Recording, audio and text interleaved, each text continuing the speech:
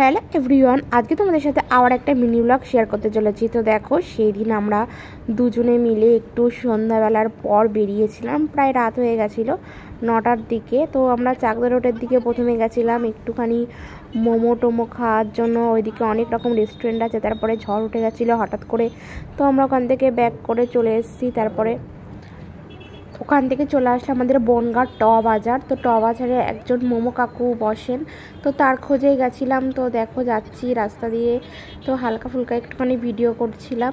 তো ঝড়ের মধ্যে হালকা হালকা বৃষ্টিও পড়ছিল দেখো।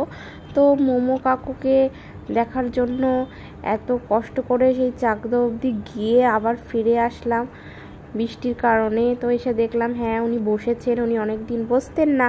তারপরে ফটাফট করে দেখি ভালোই লোকজন রয়েছে। টুকটাক বৃষ্টিও পড়ছিল, তো হালকা হালকা বৃষ্টি আর হালকা হালকা ঠান্ডা ঠান্ডা হাওয়ার মধ্যে এরকম গরম গরম মোমো খেয়ে একদম মানে গরমে ঘেমে জল পড়ছে দেখো, চোখ মুখ পুরো লাল হয়ে গেছিলো আমার।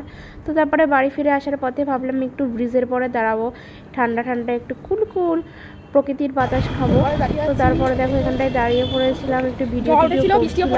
তো ভাবলাম বলতে না বলতে ভাবলাম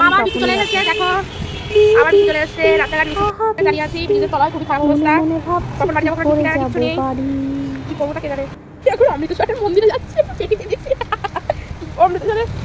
মন্দিরে এসেছি ফেটি বাঁধা অবস্থায় বৃষ্টির জন্য এখন মাথায় ফিটি ফিটি বেঁধে নিয়েছি। ভিজেছে, এই যে কাক ভিজা ভেজছে, কি ভিজে গেছে। যা ছাতা নিয়ে আসো বাড়ির থেকে। তো বলি তোমার হাতে বুদ্ধি থেকে যাবে সারা জীবন। এই গাড়িতে যদি আমাদের একটু লিফট দিত।